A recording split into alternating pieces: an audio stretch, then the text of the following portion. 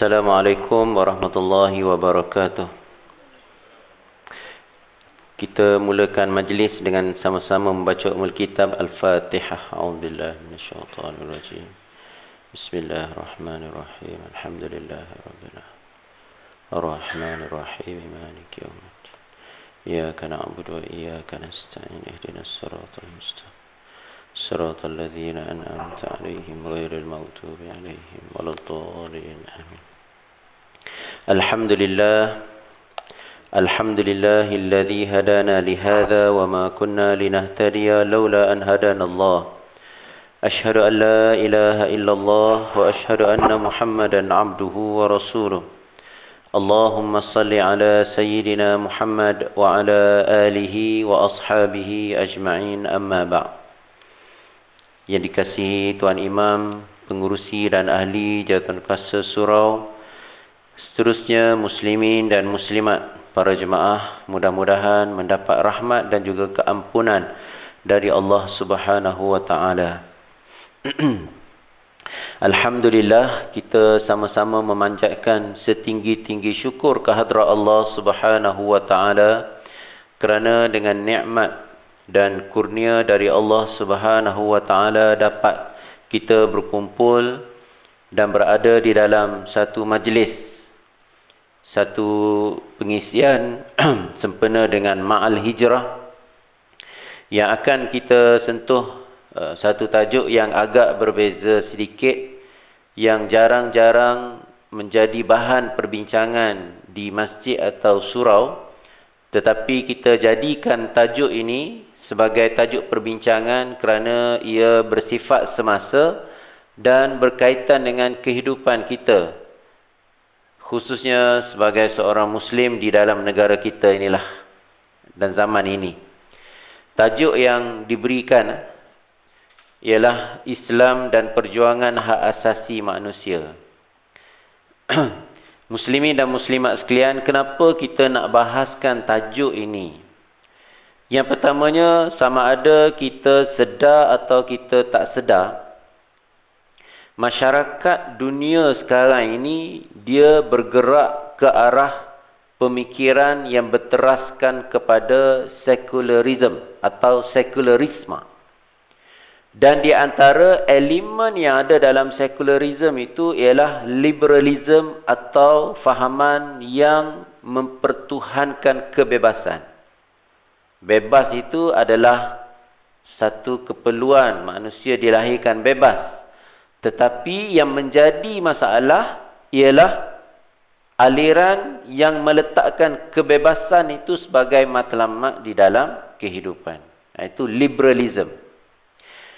Dan berteraskan kepada konsep liberalism inilah munculnya pemikiran-pemikiran yang seringkali menjadi asas di dalam perbincangan atau dasar masyarakat. Termasuklah di dalam bernegara, khususnya di peringkat antarabangsa dan juga negara-negara barat. Tapi negara kita tak terkecuali. Iaitu pemikiran yang berteraskan kepada hak asasi ataupun fundamental right ataupun hak asasi manusia, human right. Ini tuan-tuan sekalian, kalau kita perhatikan masyarakat hari ini, bahkan ia memberi kesan kepada cara manusia berinteraksi, termasuk juga memberi kesan kepada pemikiran dan juga sikap generasi yang baru, generasi anak-anak kita. Kenapa? Kerana pemikiran yang berteraskan hak asasi ini, dia menjadi satu asas ataupun prinsip di barat dan juga diterima di dalam negara-negara bukan Islam di timur seperti di Jepun, Korea dan sebagainya. Dan budaya daripada barat, budaya daripada timur ini memberi pengaruh kepada generasi muda. Kadang-kadang melalui lagu, kadang-kadang melalui filem, kadang-kadang melalui drama. Secara tidak sedar, sebenarnya pengaruh daripada drama, filem ni kuat tuan-tuan sekalian. Kuat. Cuba tengok anak-anak kita hari ni. Selama ni yang popular kita tahulah. Yang top-top ni Bollywood, Hollywood, Korea dan sebagainya. Tiba-tiba muncul satu filem yang diarahkan oleh Samsul Yusof. Filem Mak Kilau, tuan-tuan sekalian. Kita boleh tengok kesan dia kepada anak-anak. Dulu yang tak minat silat, sekarang ni berebut nak masuk silat, tuan-tuan sekalian. Bahkan bukan anak-anak muda saja, yang dewasa-dewasa pun bila tengok filem Mak Kilau naik semangat, tuan-tuan sekalian. Kan? Dia membentuk budaya. Maknanya filem ini membentuk budaya tanpa kita sedar. Tanpa kita sedar.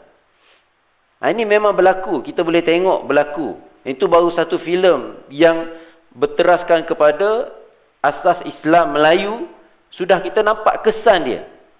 Macam mana beratus-ratus, beribu-ribu filem yang dihasilkan oleh Bollywood, Hollywood yang ditatap, ditonton oleh anak-anak kita. Yang mereka tonton berulang-ulang kali. Tengok cerita superhero, Captain America, Iron Man, Batman, Superman, Marvel. Dia bukan tengok sekali, tuan-tuan sekalian, dia tengok berulang-ulang kali. Dan semuanya ini berteraskan kepada aliran pemikiran barat, akhirnya dia menyerap kepada anak-anak kita. Sebab itulah tuan-tuan sekalian, yang kita bercakap hari ini, tajuk hak asasi ini, dia seolah-olah menjadi satu agama baru bagi masyarakat di barat. Dalam konteks mereka, contohnya, saya ambil contoh yang mudah, tuan-tuan sekalian. Yang kita ambil contoh yang sangat ketara lah. Kalau kita tengok filem di barat, tuan-tuan sekalian, menjadi satu kebiasaan kalau orang lelaki berpasangan dengan lelaki. Dia menjadi satu norm, satu perkara yang biasa. Maknanya kalau katakan ada pihak yang melarang hubungan lelaki dengan lelaki, pihak yang larang itu dianggap melakukan kesalahan kerana menyekat kebebasan. Sebab yang buat hubungan lelaki dengan lelaki atau perempuan dengan perempuan ni, tuan-tuan sekalian, dianggap sebagai kelompok yang ada hak. Berteraskan prinsip minority, gender, prinsip, macam-macam prinsip lah, tuan-tuan sekalian, berteras pada hak asasi ini. Bahkan kalau kita ganggu dia, dia kata bertentangan dengan hak privasi contohnya. Menyebabkan kehidupan begitu menjadi biasa. Ia dipaparkan dalam filem, dia dipaparkan dalam drama, dan dia masuk dalam pemikiran anak-anak kita. Menyebabkan kadang-kadang kalau kita bercakap dengan dia, yang ni tak betul, dia boleh petikaikan pula. Apa pula? Apa salah dia? Apa yang peliknya? Nampak, tuan-tuan sekalian? Kita terkapai-kapai nak jawab balik. Apa hak orang ni nak kacau dia, nak duduk dua-dua orang? Itu hak dia. Kita nak cakap pun susah. Sebab kita tak ada asas macam mana nak membalas balik pemikiran yang berteraskan kepada liberalism, berteraskan kepada hak asasi atau fundamental right ini. Ini memang real challenge atau cabaran yang memang berlaku di dalam masyarakat kita. Kadang-kadang mereka bercakap vokal dengan kita, cakap mengkritik, kata macam-macam pada orang tua. Bagi kita itu bertentangan dengan adab Melayu, bertentangan dengan akhlak Islam, bertentangan dengan prinsip menghormati ibu bapa. Tapi di barat biasa saja. Kenapa? Kerana bagi mereka itulah hak asasi. Mak bapak tak boleh nak pukul anak-anak. Nak tunjuk rotan pun dianggap sebagai satu kesalahan. Ajar mengaji, pegang rotan, tak pukul, itu juga satu kesalahan. Kita tengok kes yang berlaku ibu bapa di Sweden, ingat lagi tak? Kan? Ibu bapa orang kita, orang Melayu, dia ada anak di Sweden, kau tak silap 3 ke? 3 orang anak. Di dalam sesi kaunseling anak dia di sekolah, terkeluar maklumat bahawa mak ayah dia pernah guna rotan. Guna khatam biasalah tuan-tuan. Kadang-kadang ajar mengaji, mak bukannya pukul dia. Kalau pukul perlahan, pukul lantai, itu biasa. Tapi bagi mereka, mana-mana ibu bapa yang pukul anak itu adalah satu kesalahan yang serius. Kerana prinsip hak asasi tadi. Apa dia punya tindakan hukuman? Mak ayah tadi kena penjara, tuan-tuan sekalian. Bayangkan, di luar negara bukan Islam, mak ayah dia yang Islam terpaksa duduk dalam penjara. Sebab rotan anak dia dijaga oleh penjaga. Ada tempohnya penjaga bukan Islam. Ini berlaku di dalam negara mereka. Yang kadang-kadang bagi kita ganjil, tetapi itulah prinsip yang mereka pegang. Sebab itulah tuan-tuan sekalian, tajuk ini kita jadikan perbincangan supaya apabila berlaku isu-isu seperti ini, kita dapat melihat dari perspektif yang betul, perspektif yang kita boleh pegang apabila kita berdepan dengan mereka yang berhujah dengan prinsip hak asasi tadi. Okey ya? Jadi tajuk kita Islam dan perjuangan hak asasi manusia. Sebelum kita pergi lebih lanjut dari perspektif Islam ni tuan-tuan sekalian, elok juga kita melihat sedikit macam mana munculnya yang kita katakan hak asasi manusia ini dan perjuangan untuk mengangkat hak asasi manusia. Kalau kita telusuri sejarah yang berlaku di negara barat, tuan-tuan sekalian, negara barat, kita dapat lihat perkembangan tamadun barat yang muncul menjadi hebat, terutamanya sekitar abad yang ke-17. Apabila munculnya yang disebut sebagai The Enlightenment atau tempoh ataupun zaman pencerahan Eropah. Abad ke-16, abad ke-17. Kemuncak dia abad ke-18. Zaman pencerahan ini, apabila mereka menjadikan kajian-kajian dan juga ilmu-ilmu mereka itu sebagai asas di dalam menentukan hala tuju kehidupan mereka. Dan kalau kita baca sejarah Eropah ni tuan-tuan sekalian, pada zaman yang kita katakan Dark Ages, dia ada satu tempoh dipanggil zaman gelap Eropah. Zaman gelap Eropah ni tuan-tuan sekalian, dalam tempoh yang lama, lebih kurang 10 kurun daripada zaman yang saya sebutkan tadi. Mana dalam tempoh 10 kurun atau 10 abad ini, orang Eropah mereka ada kerajaan, ada pentadbiran, ada pemerintahan. Tetapi pemerintahan mereka ini berteraskan kepada theocratic state dan wujud melalui kerajaan-kerajaan yang kecil di Eropah, dan mereka selalu berperang antara satu sama lain. Dan pada zaman itu juga wujud sistem perhambaan di Eropah yang sangat ketara, dan mereka mengamalkan sistem kasta di Eropah. Kita kata sistem kasta ni bukan India saja, di Eropah zaman Dark Ages. Bahkan peringkat awal zaman The Enlightenment itu pun, zaman pencerahan pun masih lagi ada sistem kasta. Sistem kasta ni dia ada landlord, dia ada peasant, dia ada golongan yang pekerja, workers, dan dia ada golongan bangsawan. Maknanya rakyat biasa tuan-tuan sekalian, dia tidak memiliki tanah, dia bekerja kepada landlord. Landlord dia ada tanah banyak, yang orang miskin ni bekerja kepada landlord, dia tak ada tanah.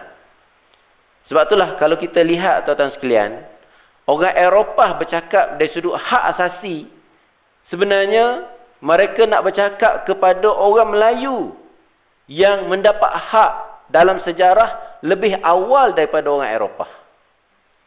Dalam sejarah Melayu tuan-tuan sekalian, orang Melayu zaman Kesultanan Islam, daripada zaman Melaka, kemudian Kesultanan Johor Riau, kemudian kerajaan-kerajaan kesultanan di Perak, di Kedah, di Pahang dan seluruh negeri-negeri di Melayu ini, termasuk di Brunei dan sebagainya, mereka mengamalkan prinsip Islam yang memberikan kebebasan hak milik. Sesiapa yang buka tanah, maka tanah itu milik dia. Prinsip Ihya'ul Mawad. Siapa yang menghidupkan tanah, maka tanah itu milik dia. Ini prinsip Islam. Menyebabkan dalam negara Kesultanan Melayu ini, dalam sejarah Melayu, sejak daripada awal lagi tuan-tuan sekalian, tak timbul soal landlord, tuan tanah dan juga golongan pekerja. Sebab rakyat atau penduduk orang Melayu ini memiliki tanah. Memang ada penghulu, ada pembesar Melayu, tapi mereka memimpin, bukannya memiliki pekerja-pekerja. Sebab tu tuan-tuan sekalian, kadang-kadang hari ini orang bercakap tentang hak asasi, demokrasi. Dia bercakap seolah-olah kita ni, masyarakat kita tempatan ni, menerima keseluruhan benda tu daripada Eropah, dalam keadaan kita sebelum ni dalam keadaan tidak memberikan hak kepada rakyat. Salah, totally wrong. Sebab kita sebenarnya lebih awal mendapat hak daripada masyarakat Eropah yang ditekan, yang ditindas pada zaman Dark Ages. Jadi situasi Eropah begitu tuan-tuan sekalian, sehinggalah abad ke-16, abad yang ke-17 berlaku kebangkitan. Kebangkitan ini sebenarnya berteraskan kepada penentangan terhadap kerajaan-kerajaan gereja yang disebut sebagai theocratic state ataupun kerajaan-kerajaan teokrasi. Apa pula teokrasi ini? Teokrasi ini adalah satu jenis pemerintahan pada zaman gelap di Eropah dulu, yang mana raja di Eropah itu dia berpakat dengan padri, dengan gereja, menguasai politik, dan raja itu dianggap sebagai wakil Tuhan. Padri boleh menetapkan apa saja hukuman ataupun apa saja prinsip yang perlu dipatuhi oleh rakyat dan dianggap sebagai itu adalah perintah Tuhan. Itu theocratic state. Contohnya sewaktu perang salib, tuan-tuan sekalian, sewaktu perang salib, ketua padri telah membuat satu dekri, satu ketetapan. Sesiapa yang menyertai perang salib, maka seluruh dosa dia diampunkan. Jadi rakyat memang ikut lah. Sebab dosa dia diampunkan. Dalam Kristian, padri boleh ampunkan dosa kan? Bukan itu saja tuan-tuan sekalian. Dia buat pula satu hukuman. Siapa yang menyertai perang salib, maka hutang-hutang dia dihapuskan. Hutang dia hapus. Jadi ramai orang yang berhutang pada waktu itu. Yang berhutang ni, maksud berhutang ni bukan berhutang dengan kawan dia tuan-tuan sekalian. Dia berhutang dengan landlord tadilah. Jadi dia kata hutang dia akan dihapuskan. Maka dengan dekri itu ramai pergi melibatkan diri dalam perang salib.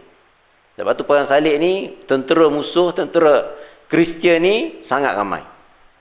Sebab arahan-arahan yang dikeluarkan oleh padri dan juga raja. Itu contoh macam mana mereka menggunakan agama untuk kepentingan politik atas nama Tuhan. Berbeza dengan kerajaan yang berteraskan kepada tauhid dalam Islam, yang mana pemimpin, raja, ulama, dia tak boleh mengeluarkan apa-apa hukum melainkan berdasarkan Quran dan juga sunnah Nabi sallallahu alaihi wasallam. Sebab tu dalam Islam dia tak ada kerajaan teokrasi tuan-tuan sekalian. Dia ada pemerintahan berdasarkan kepada prinsip syura, berteraskan kepada Al-Quran dan juga sunnah. Tapi di Eropah pada zaman gelap berlaku theocratic state, yang mana kerajaan teokrasi ni tuan-tuan sekalian menyebabkan rakyat dalam keadaan tersepit dan tidak langsung diberi kebebasan. Kalau kita tengok macam mana sistem pendidikan di Eropah zaman gelap tuan-tuan sekalian, sebarang bentuk pendidikan anak-anak tidak dibenarkan, melainkan mesti di gereja. Ini prinsip di Eropah waktu itu. Kalau mana-mana anak belajar di luar daripada sistem gereja, dia akan ditangkap, guru dia pun akan ditangkap. Ini prinsip dia. Menyebabkan pada waktu itu, sebahagian daripada mereka yang bijak pandai di Eropah ni, mereka melihat bahawa apa yang berlaku ni tak betul. Lalu mereka mengembara di tempat lain, termasuklah mereka pergi ke negara-negara Islam. Seperti Khilafah Cordova, kerajaan Islam Abbasiyah di Cordova. Mereka juga sebahagiannya pergi ke kerajaan Islam Osmaniyah. Daripada situ mereka melihat, mereka belajar. Sebab tu kalau kita tengok di dalam sejarah Cordova, dalam sejarah Osmaniyah, di antara mereka yang belajar di pusat-pusat pendidikan di dunia Islam ini adalah orang bukan Islam. Orang Eropah yang bukan Islam, Kristian. Mereka belajar. Dan kita kena ingat, kalau zaman kita sekarang ni, kita bangga orang belajar ke Amerika, orang belajar ke UK. Kan? Balik mana UK kita rasa ni orang yang hebat. Dan memang dia pun top student lah, baru boleh pergi ke sana. Tapi pada waktu itu, orang yang belajar di negara Islam, itu dianggap orang yang hebat. Cumanya beza dia kena belajar, dia tak boleh bising-bising, dia kena senyap-senyap. Sebab kalau dia balik, dia bercakap, memberikan pandangan berbeza dengan pemerintah, maka dia akan dihukum. Ini yang berlaku. Kemudian berlaku kebangkitan secara senyap atau secara diam di kalangan mereka yang menentang gereja. Dan berlaku pertembungan di antara gereja, antara agama dan juga sains. Sebab mereka yang tidak mengikut sistem gereja ni, mereka belajar sistem dari sudut sains. Termasuk di dalam negara Islam.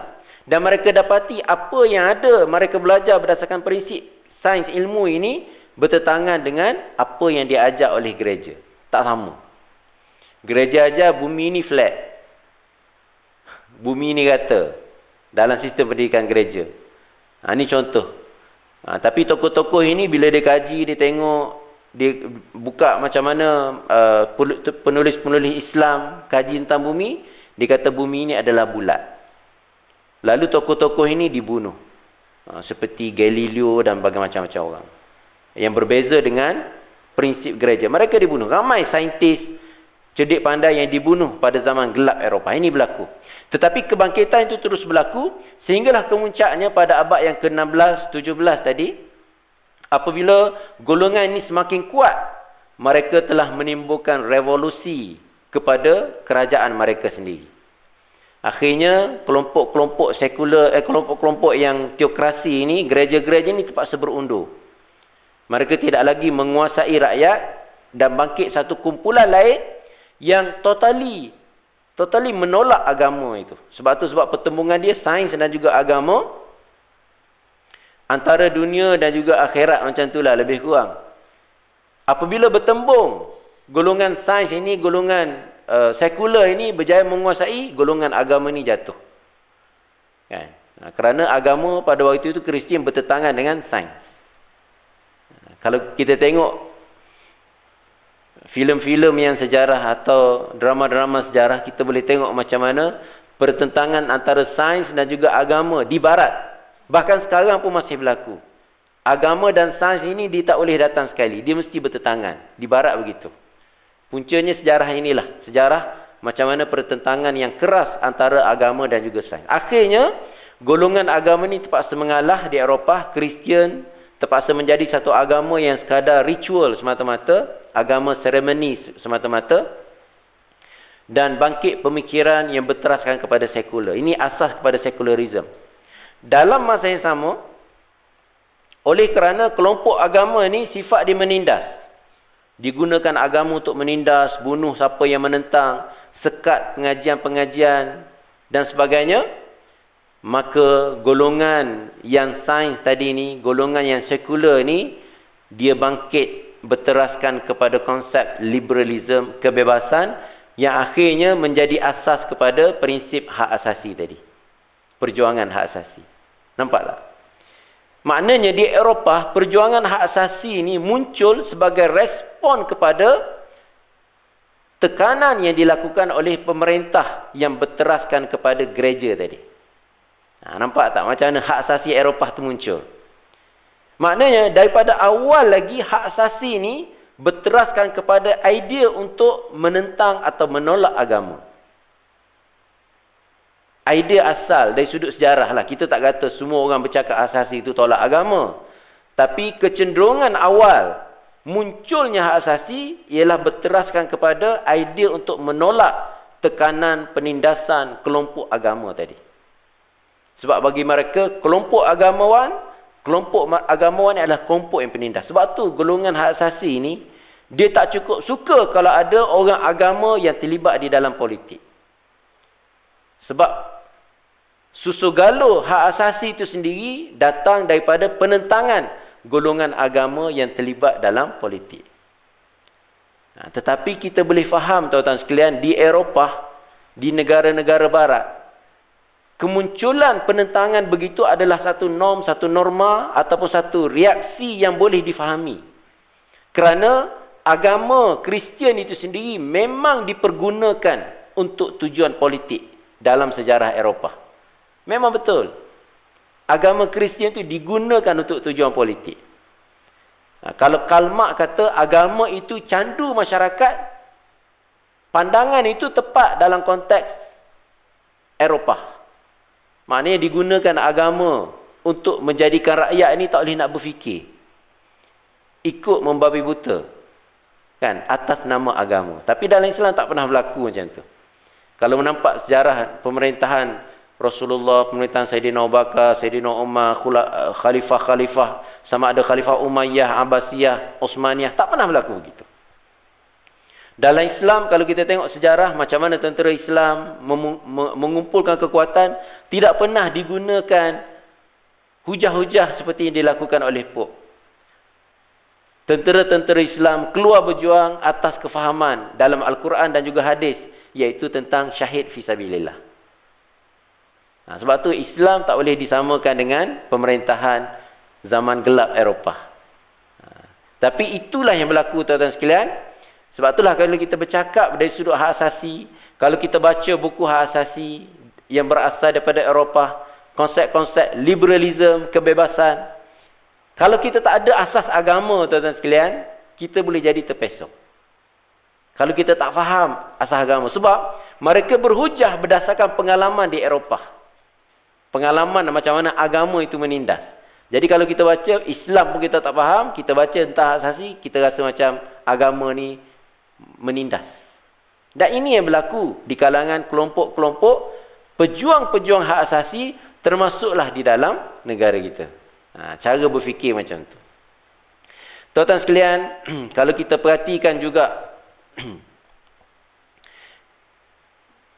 macam mana di zaman itu diterbitkan pelbagai-pelbagai penulisan oleh tokoh-tokoh Eropah berkaitan dengan hak asasi, yang sehingga hari ini menjadi rujukan. Antaranya seorang pemikir yang dianggap sebagai tokoh undang-undang di England, iaitu John Locke, yang menulis satu buku Two Treatises of Government. Dia tulis buku Two Treatises of Government ni menulis tentang beberapa prinsip-prinsip yang perlu dipegang oleh kerajaan. Tuan-tuan sekalian, kalau kita baca buku Two Treatises of Government ni, bila kita baca belek, bagi kita tidak ada sesuatu yang baru yang kita katakan melambangkan sesuatu yang baru daripada idea Islam. Dia cerita tentang kebebasan, cerita tentang macam mana manusia ni dilahirkan secara bebas. Dia cerita tentang macam mana pemimpin tu mesti bersifat adil. Pemimpin tu tidak boleh berat sebelah. Setiap orang dilahirkan mempunyai hak mereka, perlu diberikan hak. Bila kita baca, sebenarnya apa yang dia perjuangkan itu sebenarnya dah lama ada di dalam prinsip Islam.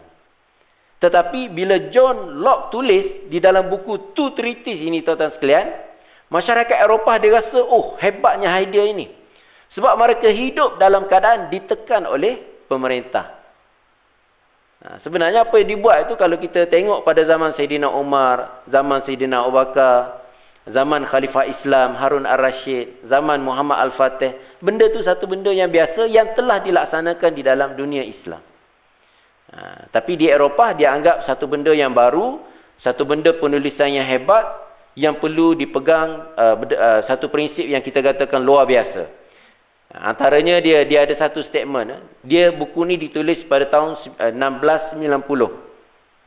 Dia kata the state of nature has a law of nature to govern it, which oblige everyone and reason, which is that law teaches all mankind who will but consult it, that being all equal and independent, no one ought to harm another in his life, health, liberty and possession. Bagi kita biasalah. Maknanya ada hak dari sudut kesihatan, nak dapat rawatan. Dalam dunia Islam, dah lama ditubuhkan hospital-hospital, diberikan rawatan kepada masyarakat yang hospital zaman sejarah Islam, percuma tuan-tuan sekalian. Orang kaya, orang miskin perlu dirawat. Kerajaan yang sponsor. Ya. Tapi di Eropah tak timbul macam tu. Yang kaya dapatlah rawatan, yang miskin tak dapat. Dari sudut life, kehidupan. Dari sudut kehidupan tuan-tuan sekalian, kalau tengok dalam sejarah Eropah, mereka perang, kadang-kadang orang miskin, dia bunuh macam tu saja. Tak berlaku dalam sejarah Islam. Dalam Islam, peperangan pun dia ada akhlak, ada adab dia. Nabi dah ajar, jangan bunuh kanak-kanak, jangan bunuh wanita, jangan bunuh orang tua, jangan musnahkan tanaman, jangan musnahkan rumah ibadat. Tak kira rumah ibadat apa, Nabi kata jangan musnahkan rumah ibadat. Ini prinsip yang Nabi sebut dalam situasi perang, apalagi dalam situasi aman. Maknanya, kalau kita baca tulisan John Locke ini, pada waktu itu di Eropah kata, oh inilah prinsip asasi yang sangat hebat, prinsip yang sangat hebat. Tapi dah lama dah yang disebut oleh Rasulullah sallallahu alaihi wasallam. Kan? Termasuk juga right in possession, hak untuk mendapat hak milik. Islam dah sebut jelas dari sudut hak milik. Dari sudut hak untuk memiliki tanah. Nabi sebut siapa yang menghidupkan tanah maka dia milik dia. Sebab tu kalau tengok dalam sejarah negara kita pun sebelum ada sistem tanah dipanggil torrent system yang berdasarkan pendaftaran semua ni. Orang Melayu, orang zaman dulu kan, orang kampung, penghulu dia kata buka tanah tu, buka tanah ni, masing-masing dapat tanah. Buka tanah dapat tanah. Kerana itu prinsip Islam. Cumanya kemudian ni kita gunakan kaedah tanah itu milik kerajaan sebab nak susun supaya ada pemberian tanah secara tersusun. Tapi prinsip Islam, ownership, pemilikan itu diberikan daripada dulu lagi. Tapi di Eropah tuan-tuan sekalian, mereka tak beri hak milik. Hak milik, landlord ada tanah besar. Satu kawasan, satu daerah. Landlord ini di kalangan golongan bangsawan atau golongan yang diberi dijaga oleh bangsawan atau memberikan bayaran pada bangsawan. Yang lain pekerja. Ini makna beza. Sebab itulah tuan-tuan sekalian, mereka bercakap dari sudut hak asasi, Islam telah lama memberikan hak asasi berdasarkan prinsip. Ini banyak lagi lah kalau kita tengok penulisan-penulisan oleh John Locke ni kita boleh faham. Dan juga penulisan tokoh yang lain yang menulis tentang social contract. Nama dia Jean-Jacques Rousseau. Dia tulis tentang social contract. Prinsip social contract ni dia lahir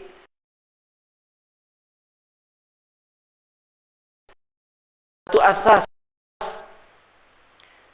apabila dia tolak pemerintah berteraskan agama di Eropah. Dia kata pemerintah berteras agama ni tak valid, perlu turun. Kita tak perlulah agama ni menguasai. Jadi bila berlaku demikian, timbul isu legitimasi of government atau keabsahan kerajaan.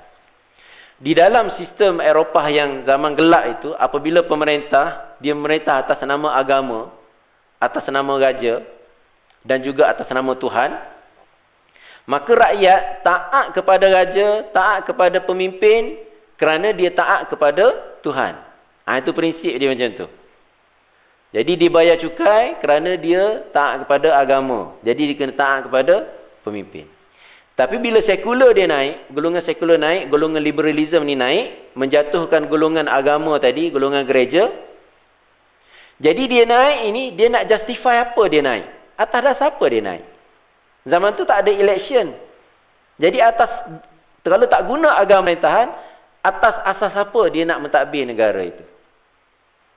Lalu wujud teori-teori, antaranya yang ditulis oleh Jean-Jacques Rousseau, dia tulis tentang social contract.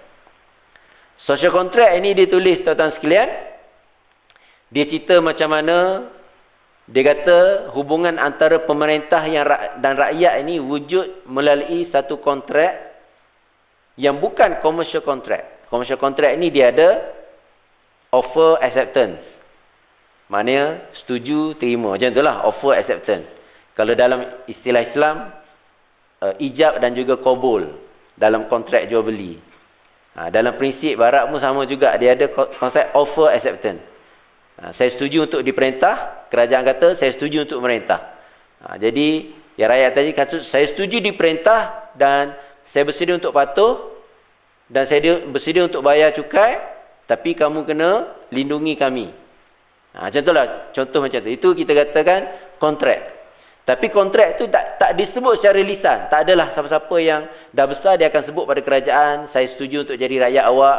Kerajaan pula kata saya setuju untuk jadi pemerintah awak. Itu tak berlaku, tapi berlaku secara kita katakan proses kehidupan seharian. Apabila dia jadi pemerintah dan bawahnya ada rakyat, maka wujud kontrak yang dinamakan social contract. Itu istilah social contract. Itu istilah asal yang wujud di Eropah lah. Social contract di Malaysia ni cerita lain, saya tak nak cerita yang tu.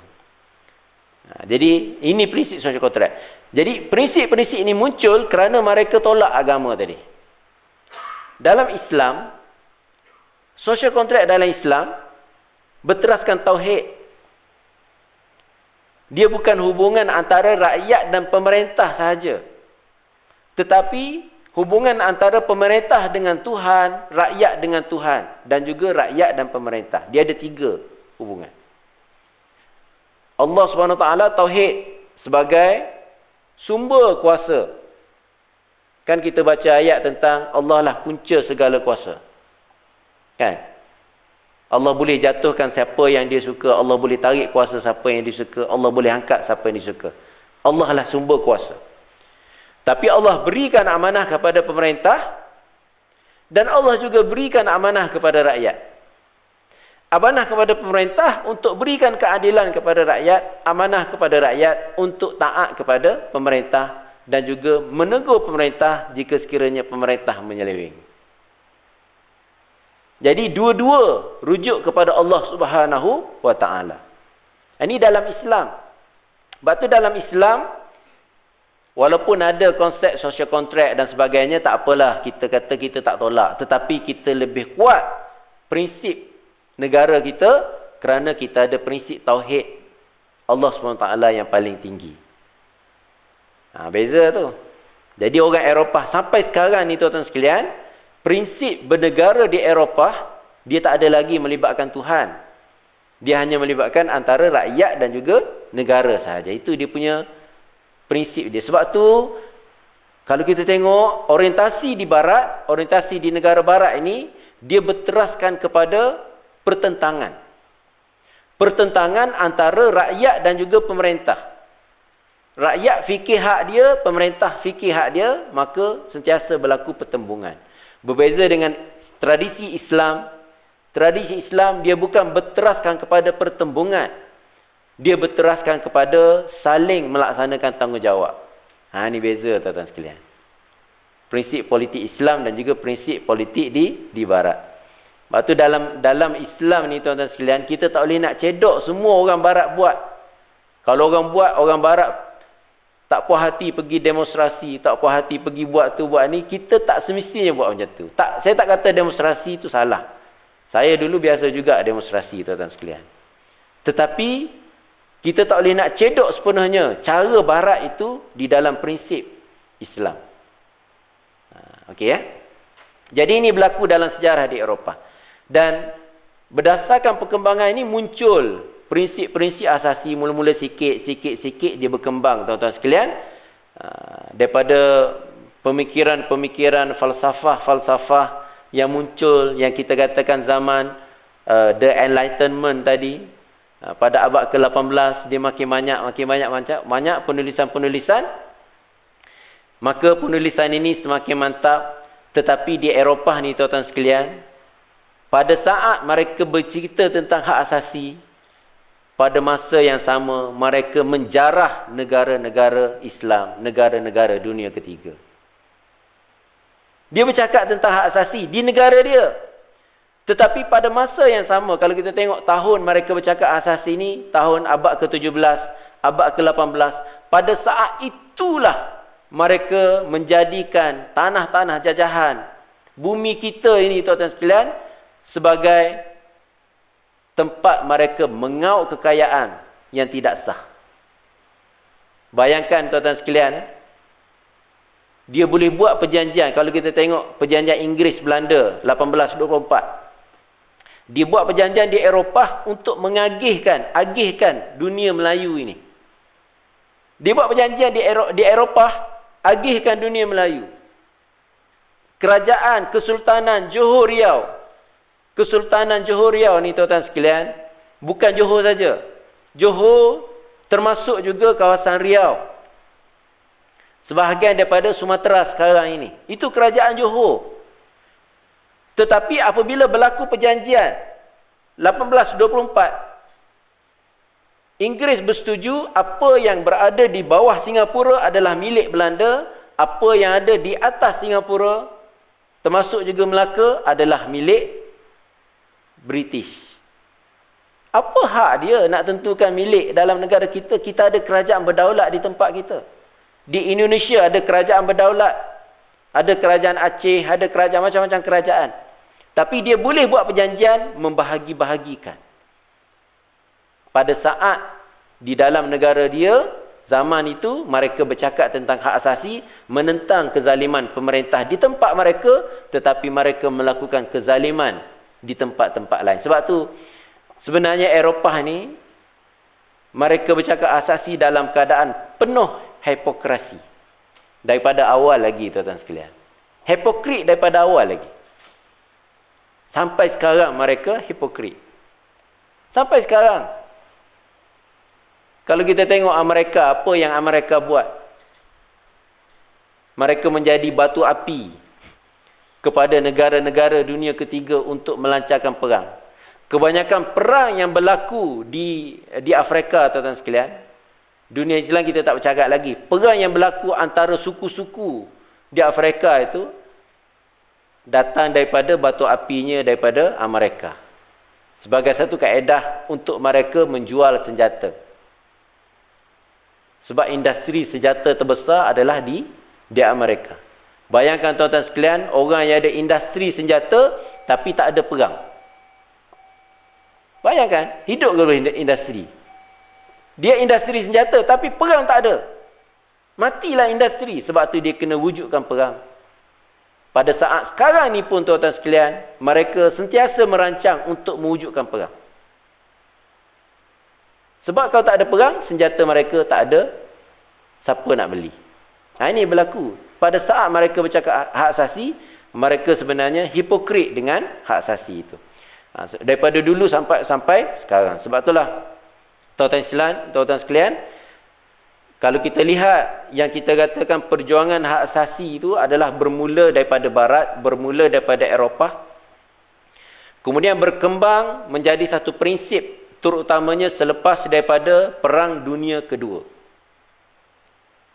Orang Eropah ni, tuan-tuan sekalian,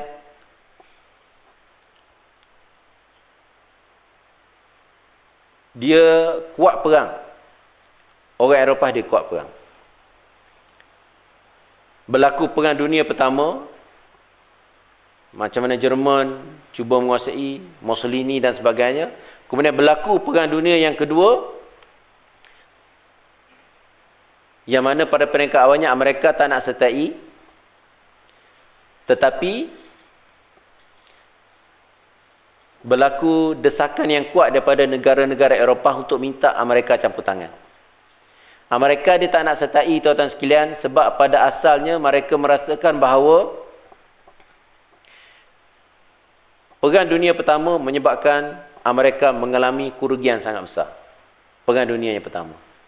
Jadi rakyat Amerika ni cukup marah dengan Perang Dunia yang Pertama, dan mereka menekan pemerintah pada masa itu Franklin D. Roosevelt.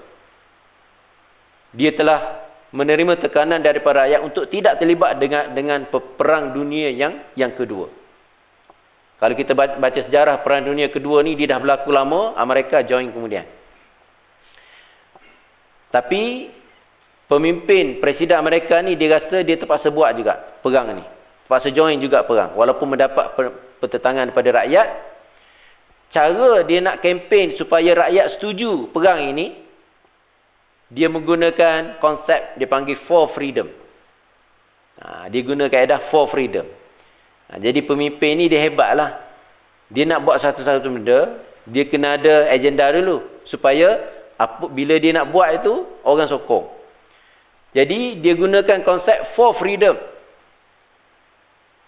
For freedom ni, dia ada 4 freedom. Dia kata freedom of speech, freedom of worship, freedom from want. Freedom maknanya untuk dapat apa kita nak. Freedom from fear. Maknanya bebas daripada ketakutan. Dia guna 4 konsep for freedom ni, tuan-tuan sekalian. Dia kempen seluruh Amerika.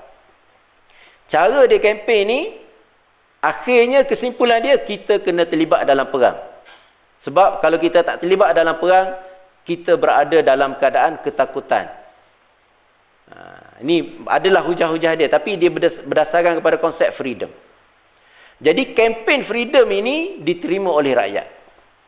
Rakyat menganggap terlibat perang ini adalah perjuangan untuk membebaskan dunia daripada cengkaman Nazi, daripada cengkaman musuh-musuh kejahatan Hitler dan sebagainya. Jadi ini kempen perang Amerika. Jadi Amerika berjaya mendapatkan sokongan melalui kempen for freedom ini. Berlakulah perang, Amerika terlibat, dan selepas habis perang, kempen freedom ini menjadi satu kempen yang diterima popular di kalangan rakyat. Sebab dia masuk perang atas dasar freedom ini, dan apabila dia menang perang, freedom ini menjadi satu slogan yang diterima ramai, dan selepas daripada itu diwujudkan satu declaration dipanggil Universal Declaration of Human Rights, pengisytiharan hak asasi antarabangsa pada tahun 1945, yang mana melalui pengisytiharan itu 1948, yang mana melalui pengisytiharan itu telah ditetapkan beberapa prinsip yang menjadi asas kepada hak asasi, dan daripada situlah konsep hak asasi ini menjadi pegangan di seluruh dunia. Itu asas kepada konsep asasi yang ada sekarang ni. Tuan-tuan sekalian, adakah hak asasi ini satu yang baru dalam Islam? Adakah dia adalah satu perkara yang baru dalam Islam? Jawapannya tidak. Yang pertamanya, prinsip yang ada di dalam hak asasi ini telah lama menjadi asas di dalam Islam.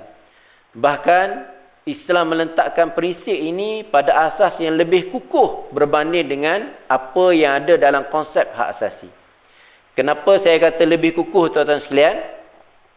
Sebab dalam prinsip Islam, dia menekankan soal tanggungjawab, bukan menekankan soal hak. Islam datang, tuan-tuan sekalian, kalau kita ingat, kita belajar dalam Islam, daripada dulu kita mengaji, sama ada mengaji fiqh, mengaji akhlak, mengaji tauhid. Guru-guru kita tak cerita tentang hak kita. Tapi guru-guru kita menceritakan tentang apa kewajipan kita. Betul tak? Maknanya seorang bapa, apa kewajipan seorang bapa? Seorang anak, apa kewajipan seorang anak? Sama ada dalam akhlak, dalam fiqh, dalam tauhid. Kan? Seorang guru, apa tanggungjawab kewajipan seorang guru? Bukan dia cerita hak guru, kewajipan. Seorang murid, apa kewajipan seorang murid? Pemerintah, apa kewajipan pemerintah? Rakyat, apa kewajipan rakyat? Bila semua orang melaksanakan kewajipan, bermakna semua orang mendapat hak yang sepatutnya dia dapat dalam kehidupan. Betul tak? Bayangkan dalam satu rumah tangga, tuan-tuan sekalian. Kita ambil satu rumah tangga, unit masyarakat yang kecil. Bapa melaksanakan kewajipan dia. Anak melaksanakan kewajipan dia. Isteri melaksanakan kewajipan pada suami dia. Suami melaksanakan semua kewajipan pada isteri. Ada masalah ke dari segi hak? Selesai masalah. Ini cara Islam melihat sesuatu perkara. Tapi di dalam hak asasi, Dia memberikan fokus kepada hak. Isteri fikir tentang apa hak dia. Suami pula fikir apa hak dia. Anak diajar apa hak dia, kamu sebagai anak. Bapa diajar apa hak kamu sebagai bapa. Ibu diajar apa hak sebagai seorang ibu. Memang mereka akan dapat hak itu. Tetapi hak itu berteraskan kepada pertentangan antara satu sama lain. Betul tak betul tuan-tuan sekalian? Sebab apa? Sebab kalau kita berfikir tentang hak tuan-tuan sekalian, cara kita berfikir tentang seorang yang menjadi musuh atau bertentangan dengan kita. Tapi kalau kita fikir tentang tanggungjawab, kita berfikir tentang kasih sayang. Apa yang kita boleh bagi kepada orang. Nah, itu kita katakan orientasi berfikir antara Islam dan juga prinsip hak asasi, itu pun berbeza tuan-tuan sekalian. Sebab tu dalam Islam tuan-tuan sekalian, kita jarang dengar guru-guru kita bercakap, hak kamu, hak kamu, hak kamu. Jadi menyebabkan masyarakat kata Islam tidak memberikan hak, tidak bercakap tentang hak asasi. Salah. Islam menyelesaikan masalah asasi ini lebih awal berdasarkan prinsip yang lebih kukuh. Dan ini berteraskan kepada konsep atau prinsip yang kita namakan sebagai kemuliaan yang ada pada manusia atau karamatul insan, yang mana Allah Subhanahu wa taala sebut di dalam surah, di dalam Al-Quran, Allah sebut walaqad karramna bani Adam wa hamalnahum fil barri wal bahri wa razaqnahum minat thayyibat wa faddalnahum ala katsirin mimman khalaqna tafdila. Maksudnya, sesungguhnya kami telah muliakan anak Adam.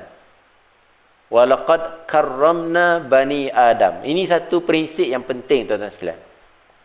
Allah sebut sesungguhnya kami telah muliakan anak Adam.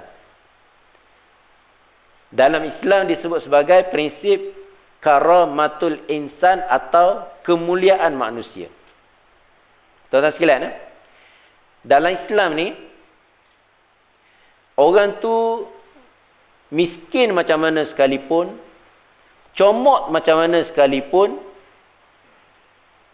ataupun dia gila sekalipun tuan-tuan sekalian, dia orang gila. Berjalan tepi jalan, kusuk masai. Tapi dia manusia.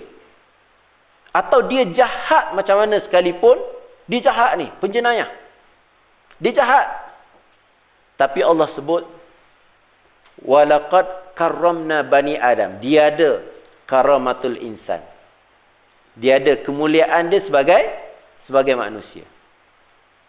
Katakan dia tu jahat sangat tuan-tuan sekalian. Jahat sangat. Kita tak boleh nak bunuh dia, melainkan diputuskan hukuman mati ke atas dia oleh mahkamah atas prinsip yang ditentukan oleh peraturan. Nampak tak? Kita tak boleh. Dia jahat pada pandangan kita. Kita suruh belasah dia, pukul dia. Tak boleh. Kerana bertentangan dengan prinsip karamatul insan. Kemuliaan yang ada pada manusia itu. Ini prinsip Islam macam tu. Kalau kita bercakap dari sudut asasi, Islam ni dia lihat dari sudut macam mana hubungan manusia ini yang Allah beri kemuliaan pada manusia. Allah cipta manusia, Allah jadikan manusia, Allah sebut ahsanut taqwim, sebaik-baik ciptaan kepada manusia, dan Allah letakkan karamah ataupun kemuliaan kepada manusia itu. Walaupun mungkinlah dari sudut takwa itu kemuliaan yang tinggi, dia kemuliaan ni tuan-tuan sekalian, dia ada beberapa lapis kemuliaan atau beberapa jenis kemuliaan. Yang pertamanya, kemuliaan yang paling asas apabila dia ni manusia. Dia manusia, maka dia mendapat kemuliaan berdasarkan kepada ayat ni. Tetapi di kalangan manusia ini ada yang lebih mulia daripada yang lain. Yang kedua tuan-tuan sekalian, perbezaannya adalah antara orang Islam dan bukan Islam. Dia bukan Islam, dia mulia juga berdasarkan ayat ni. Tapi orang Islam, dia lebih mulia. Sebab tu kalau kita ada antara Islam bukan Islam, yang Islam tu lebih mulia.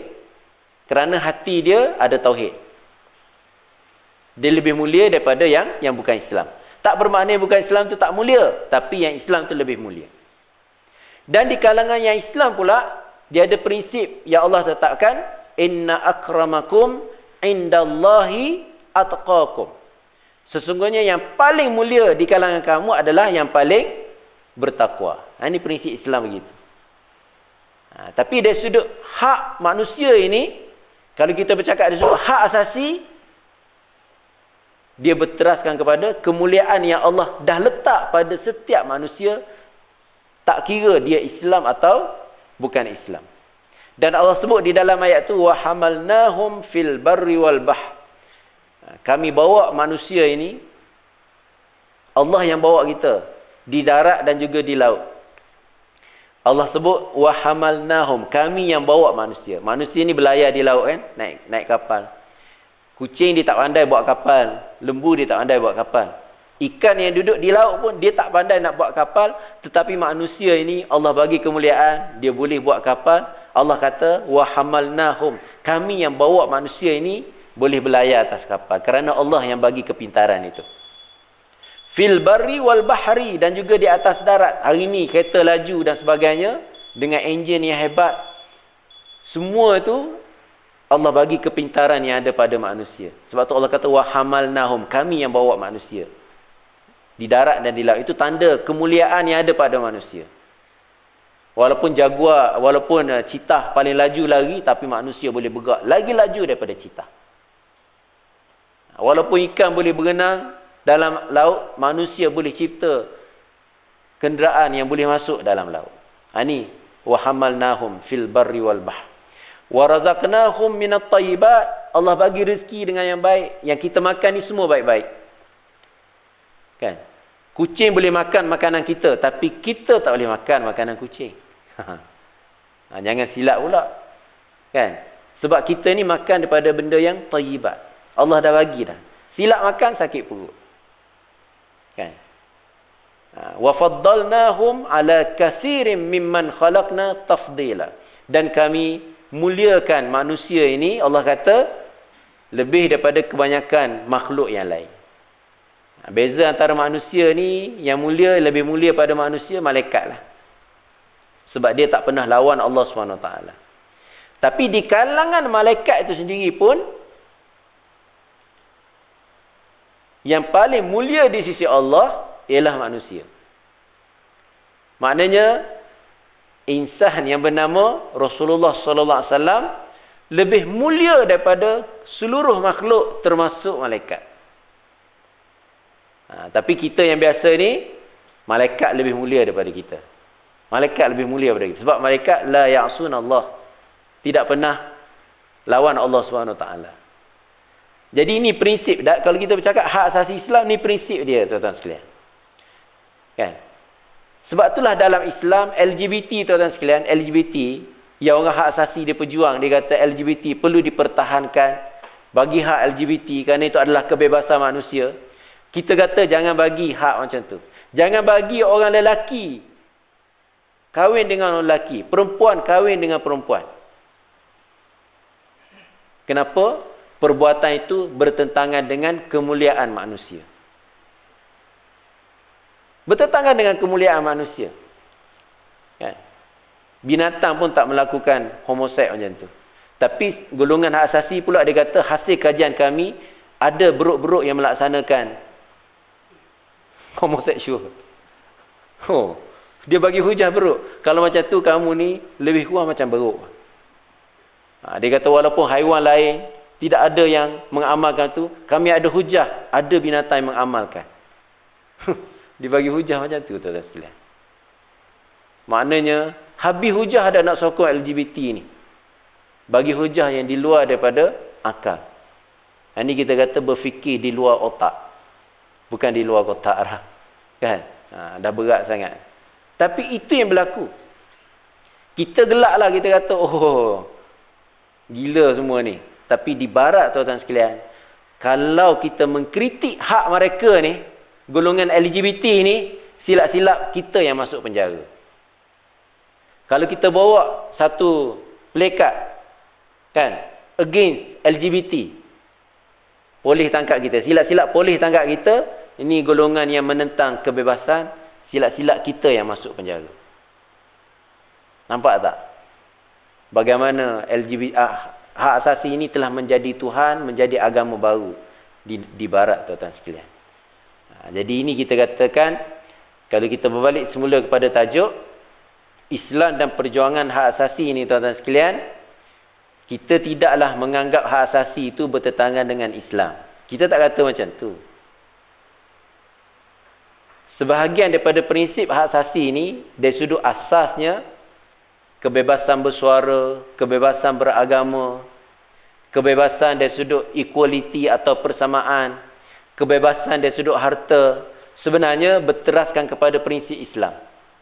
Bahkan Islam telah lama memberikan hak asasi ini sebelum daripada orang barat kenal tentang hak asasi. Itu saya dah cerita tadi kan. Itu prinsip pertama, Islam tidak menentang hak asasi. Tetapi Islam meletakkan hak asasi ini berteraskan kepada prinsip tanggungjawab, bukan prinsip hak. Menyebabkan dalam Islam tidak perlu ada pertentangan, tetapi dia berteraskan kepada kerjasama yang berpuncakkan kepada tauhid. Dan yang ketiga, tuan-tuan sekalian, prinsip di dalam Islam, kebebasan itu mesti berasaskan kepada batas yang ditentukan oleh Allah Subhanahu Wa Taala. Maknanya kita tidak boleh melanggar melebihi batas Allah Subhanahu Wa Taala. Maknanya kita bagi kebebasan kepada manusia nak berkahwin, tapi kebebasan berkahwin itu, tuan-tuan sekalian, mestilah berteraskan kepada fitrah manusia. Allah sebut di dalam Al-Quran secara jelas bahawa Allah jadikan min zakarin wa unsa. Allah jadikan kamu daripada lelaki dan wanita. Maknanya mustahil perkahwin ini dengan laki atau perempuan dengan perempuan. Dan prinsip yang ada dalam agama itu prinsip yang teguh, sama sekali tidak akan bertukar. Bahkan betapa teguhnya prinsip itu, tuan-tuan sekalian, kalau kita tengok dalam hadis, Nabi kata, la'anallah, laknatlah bagi mereka lelaki yang menyerupai wanita atau wanita yang menyerupai lelaki. Laknat Allah, maknanya haram, dosa besar.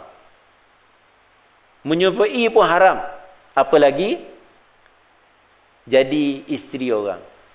Tapi di barat, tuan-tuan sekalian, oleh kerana mereka telah berpegang pada hak asasi ini, kita tengok kadang-kadang pemimpin negara mereka sendiri di kalangan golongan LGBT. Ada seorang presiden negara di Eropah.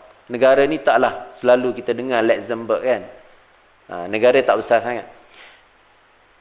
Pemimpin ni, presiden dia lelaki lah. Lelaki lah presiden dia. Tapi dia ada seorang isteri. First lady dia adalah seorang lelaki juga. First lady dia seorang lelaki. Memang dia kahwin lelaki dengan lelaki. Dia menang pilihan raya, dia jadi presiden. Yang pasangan dia tu jadi isteri dia lah. Dan di dalam persidangan-persidangan, tuan-tuan sekalian, ada satu persidangan. Saya tengok dalam berita ni, tuan-tuan sekalian.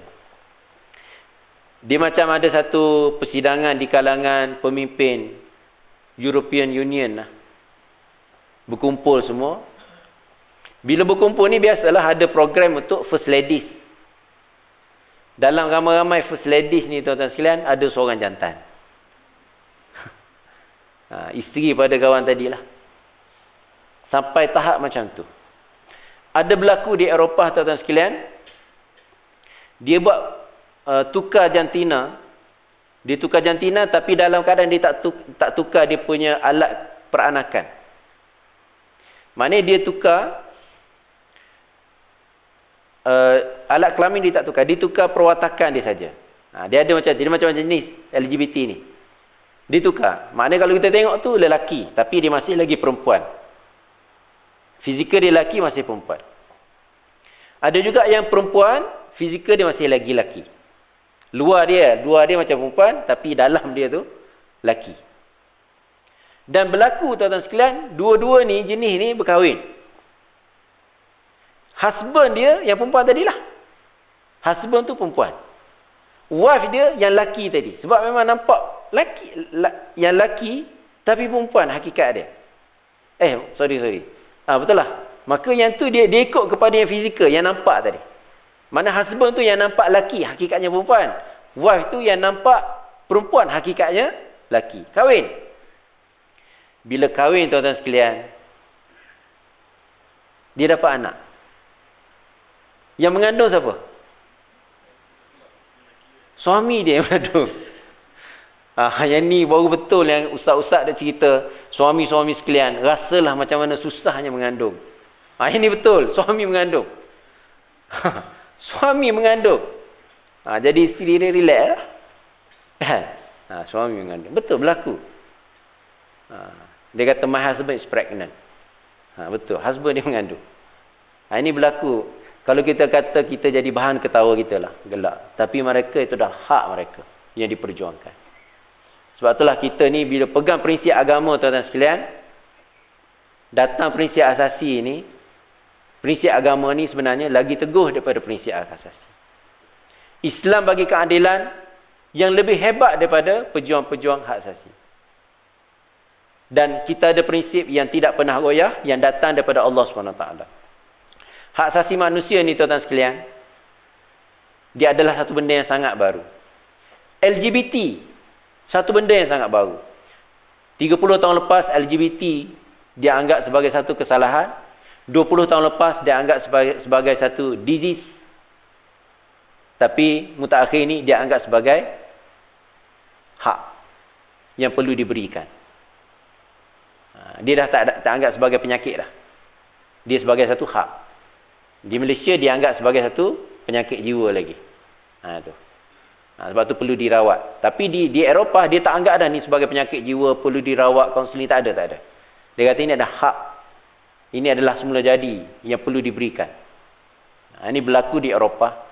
Sebab tu tuan-tuan sekalian, kalau kita biarkan kelompok ini bersuara tanpa dibantah oleh masyarakat, dia akan menjadi dominan. Sebab seluruh dunia tuan-tuan sekalian telah menerima prinsip-prinsip ini.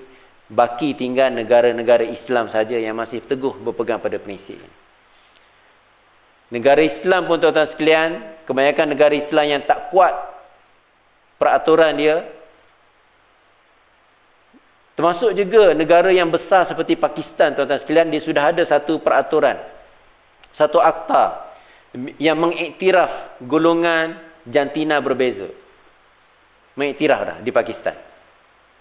Di Malaysia ni alhamdulillah kita masih berpegang pada prinsip.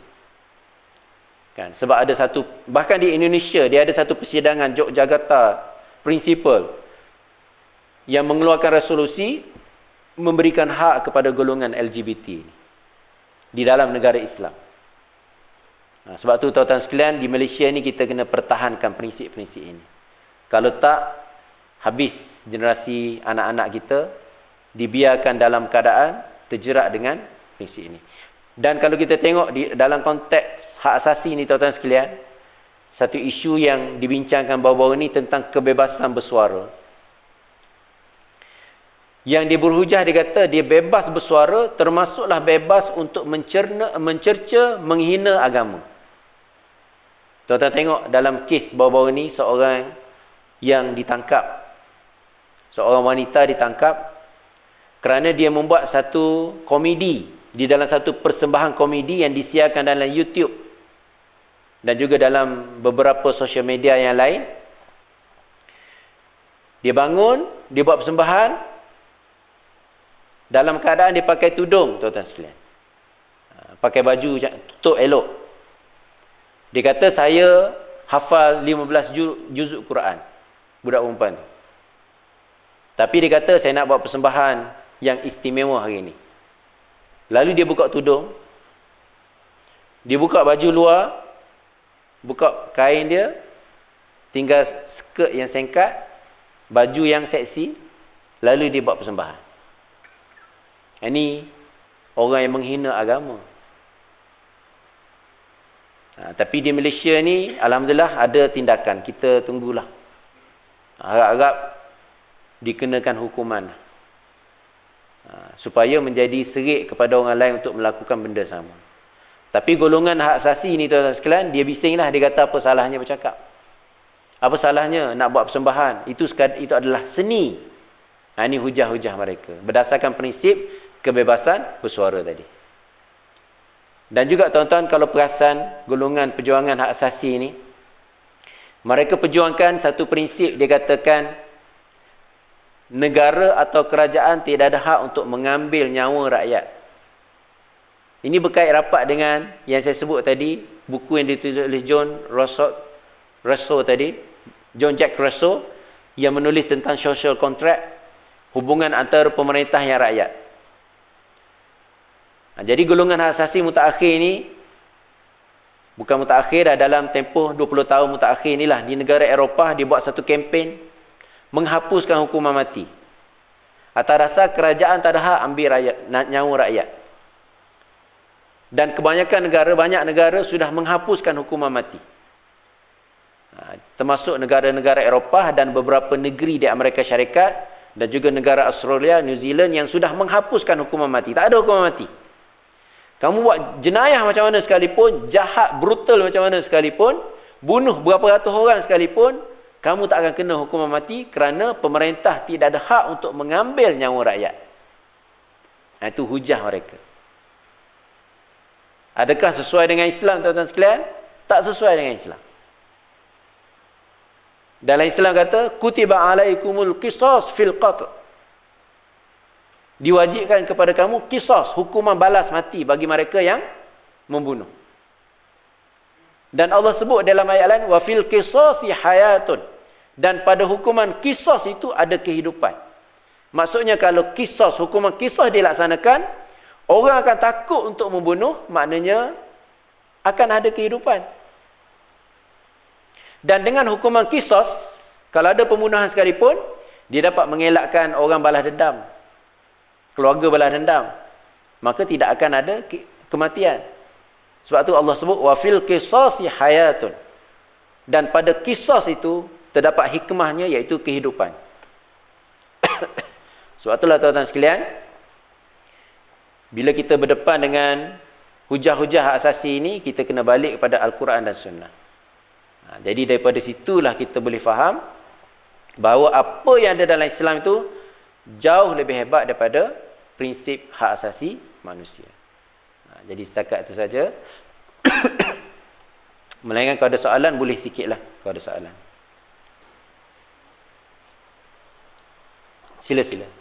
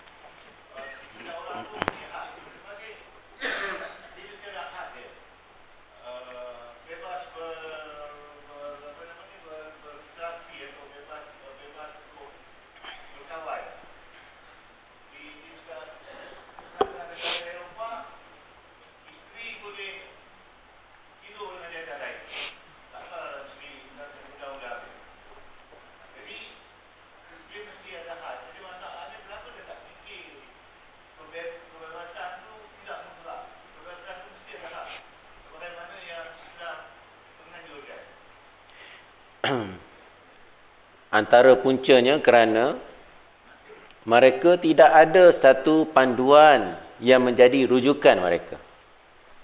Kita jelas tuan-tuan sekalian, kita ada Al-Quran, Sunnah. Al-Quran ini lengkap. Sunnah Nabi melengkapkan lagi Al-Quran. Dalam Al-Quran bukan saja soal tauhid, soal akhlak, tapi ada soal fiqh, soal syariat.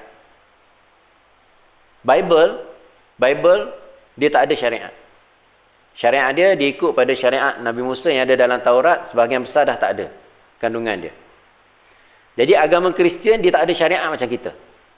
Dia tak ada syariat macam kita. Dia tak ada satu way of life, sistem peraturan hidup. Tak sama macam Islam. Menyebabkan mereka tak ada garis panduan. Kita ada garis panduan. Yang kedua, kerana mereka menurut hawa nafsu. Menjadikan nafsu itu sebagai Tuhan. Dia kata kita bebas. Kita bebas untuk buat apa-apa. Tapi sebenarnya dia sedang dijajah, dibelenggu oleh nafsu dia. Nafsu dia yang sedang mengongkong dia. Barat dulu, kalau kita baca peraturan di England, macam disebut tadi kalau seorang isteri dia tidur lelaki lain, dia panggil adultery. Ada hukuman dia. Hukuman dia lagi dahsyat. Sebahagian pada hukuman dia bersifat mengaibkan, maknanya memalukan dia. Hukuman dia sangat dahsyat. Bahkan ada istilah lain, kalau yang zina yang belum kahwin zina, dia panggil fornication. Maknanya hukuman untuk mereka yang zina ni sangat detail. Sampai istilah zina itu pun dia ada dua istilah. Adultery untuk yang dah kahwin, fornication untuk yang belum kahwin. Maknanya memang itu satu kesalahan mengikut undang-undang mereka dulu. Ini 90 tahun lepas, 80 tahun lepas, memang masih lagi satu kesalahan. Ada dalam undang-undang mereka. Tapi oleh kerana mereka menjadikan hawa nafsu sebagai Tuhan. Sebab dia dah hidup bebas lah. Bebas hidup. Dia rasa, perlu kesempatan macam ni? Kacau kita semua.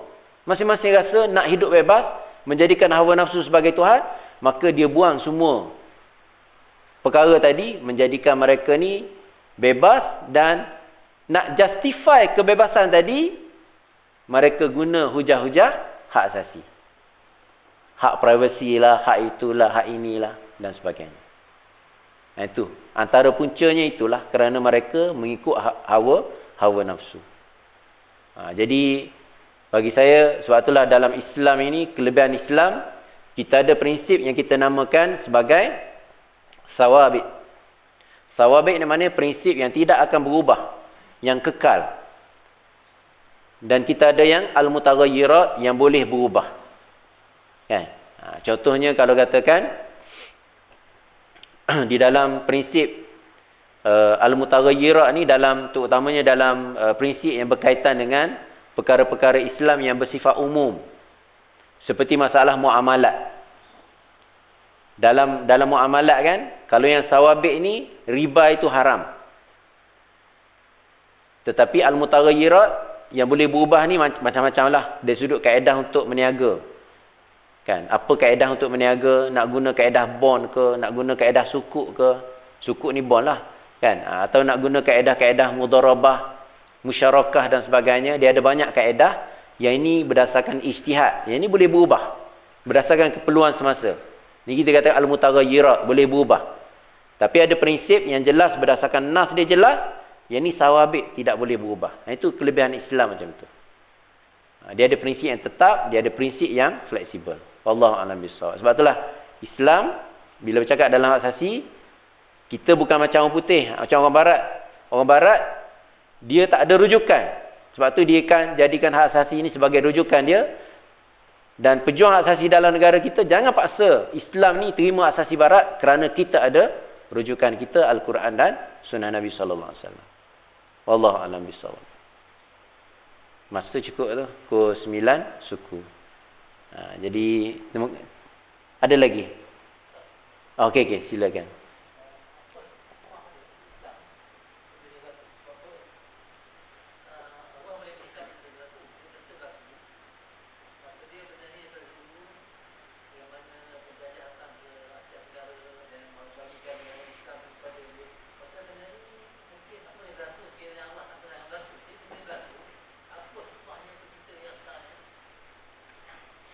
Setiap zaman ada cabaran dia.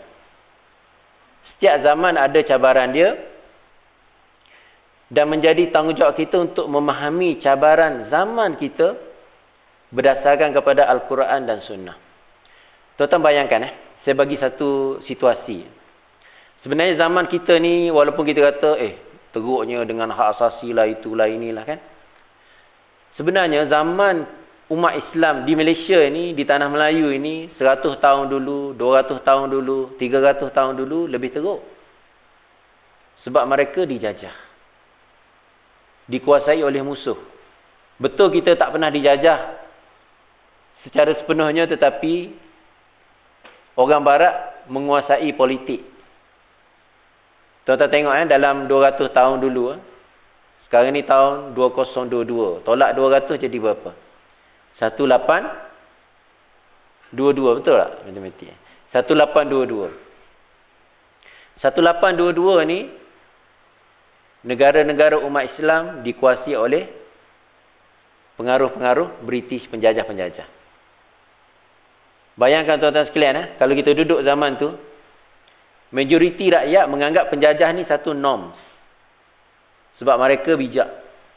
Mereka pandai mentadbir, mereka pandai menguruskan ekonomi, mereka datang bawa kebijakan, bawa kenderaan yang hebat-hebat, bawa senjata yang hebat-hebat. Kita ni bangsa yang mundur, memang selayaknya dijajah. Itu pemikiran majoriti pada waktu itu. Maknanya suara yang menentang penjajah ni, tuan-tuan sekalian, adalah suara yang minoriti.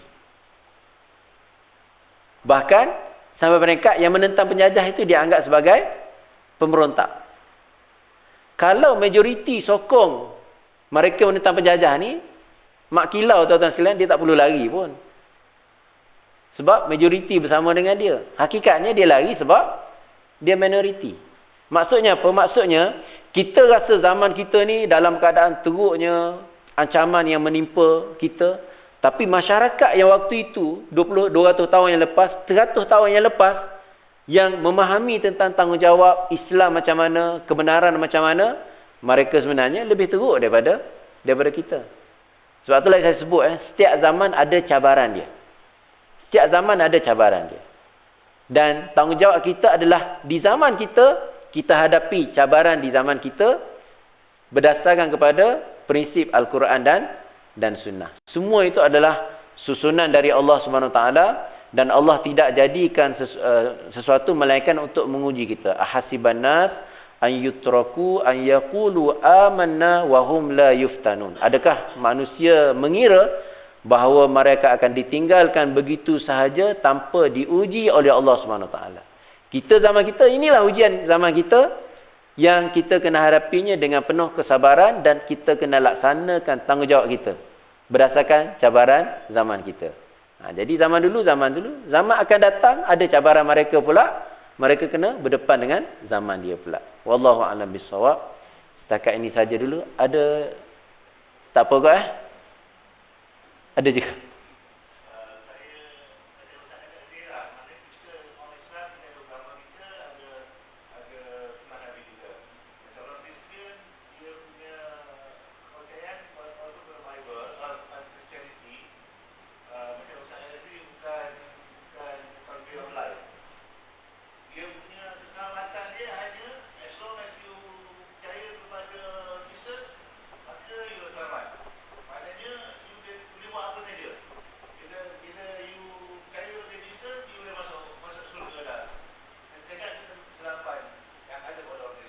Ya, betul-betul. Itu kita penyelewengan agama yang berlaku dalam sejarah Kristian. Jadi setakat ini saja dulu. Mohon maaf atas kekurangan. Terima kasih atas perhatian semua. Jadi aku qouli hadza wa astaghfirullahal azim. Assalamualaikum warahmatullahi wabarakatuh. Kita tutup dengan tasbih kafarah dan surah Al-Asri. Subhanakallahumma wa bihamdika asyhadu an la ilaha illa anta astaghfiruka wa atubu ilaik. Bismillahirrahmanirrahim. Wal 'asri innal insana lafi khusr illa alladhina amanu wa 'amilus solihat wa tawasaw bil haqq wa tawasaw bis sabr. Assalamualaikum warahmatullahi wabarakatuh.